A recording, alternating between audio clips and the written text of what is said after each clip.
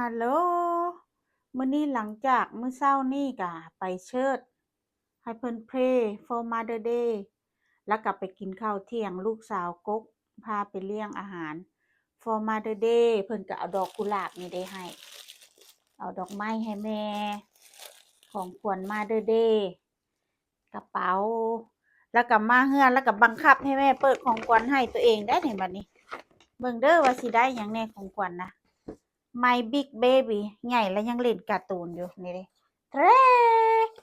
Barbie มึงเด้อสิเปิดสิได้หยังแน่ Before you open it, look at the side of the box. You see all the Barbie? Leo Kwa. Which one you like? Yeah, which one?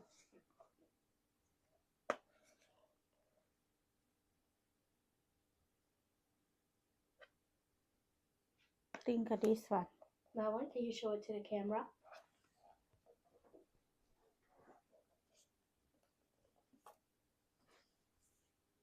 You want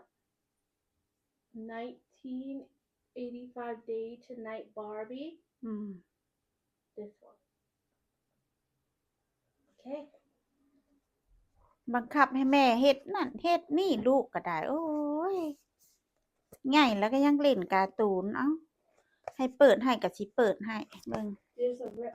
เปิดแนวใด There's a rip. No, there's a rip on the side. สิได้ On the side. แม่ก็ยังเปิดบ่เป็น Here. บังคับให้เปิดนั่นเฮ็ดนี่ Right here. You rip it. โอเคแม่ก็ยังเปิดบ่เป็น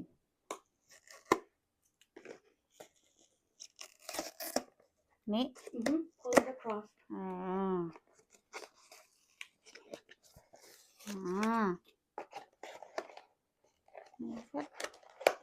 อันนี้ก็พวกเพิ่นก็นิยมกันได้แท้ใดอันนี้ก็ได้เด้อเพิ่นสิได้หยังแน่นี่เป็นหยังนี่อะไรอันนี้แม่นหยังโอ้อันนี้แนวตั้งเด้อสิได้หยังแน่สิได้สมใจเพิ่นมักบ่ My Big Baby Oh my god, that's the one I wanted. See surprise Can you get closer to the camera? This you like this Yeah. See Nice Let me see My Big Baby แม่เฮ็ดหยังก็เฮ็ดคะแนนลูกแฮปปี้เบิ่งเฮ็ดได้ได้ทอยนี่ก็เห่อกันแท้ๆเฮ็ดก็บ่เป็นแม่ก็ได้ปักแนวใดใส่แนวใดเฮ็ดแนวใดเฮ็ดก็บ่เป็นเอาเฮ็ดเบิ่ง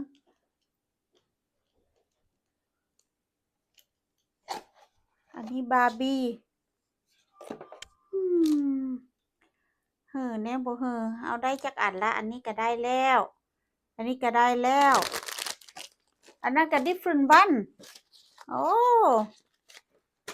you have the good one Barbie เบิ่งแน่นี่เห่อแนวบ่เห่อเอ้าเปิดบ่นี่ Yeah, we can open that one. อันนี้ก็ได้ใหม่เบิ่งอันนี้มันหยังอันนี้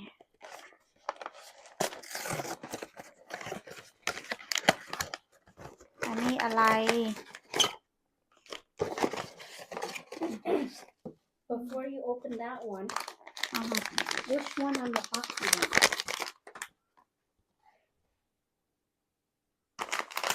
Probably this one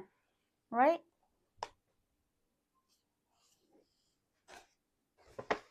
ภาพมากเห่อกันเดี๋ยวนี้กำลังเห่อ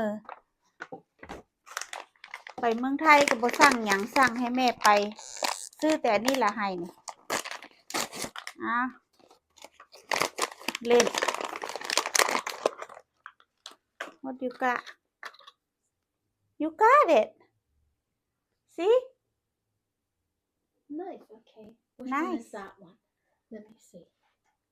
That's called daydreaming. Should we show it to the camera?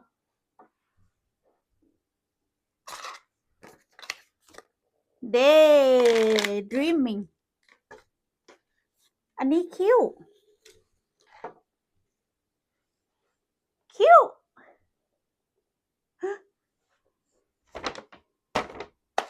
เอาเฮ็ดจั่งใดมัก Did the Barbie come with a card in the Yes. box? Yes เบิ่ง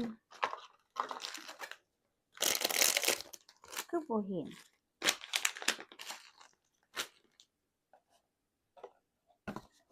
Yes นี่เด้ Oh see Nice So, Mommy, Yes what do you think about people buying a lot of these stuff? I think คันแม่นแม่เป็นเด็กน้อยแม่ก็สิ dream คือกันแม่ก็สิเล่นคือกันเพราะว่ามันคิ้วมันเป็นตาแพงเห็นบ่แม่ก็สิ collect คือกันและคันแม่เป็นเด็กน้อยก็ได้ฮะเห็นบ่ See everything มัน so cute มันเป็นตาเล่นมันเป็นตาแพงหั่นนี่โอเค See ทุกอย่างก็เป็นตาแพง Yeah, except that it's not toys. People see it as a collectible. แต่ว่ามันหาซื้อยากเนาะมันหาซื้อบ่ได้ The Labubu มันซื้อยาก มันหาซื้อยาก Yeah,แต่ว่า the Labubu on your bag. On your กระเป๋า Oh see อาลาบูบูบ่นี่ Yeah, that one is hard to find. Oh What do you think about that? Like, you can't go into the store and buy it. It's okay because this one look nice look fancy มันก็หายากฮู้บ่มันก็ so cute I love it that's why a lot of people like it I like it too Do you know how much that is? I don't know How much do you think it costs? I think 20 25 You think that costs 25? yeah how much 40 ดอล Oh closer not bad 40 baht yeah okay Kissy enjoy your toy my big baby bye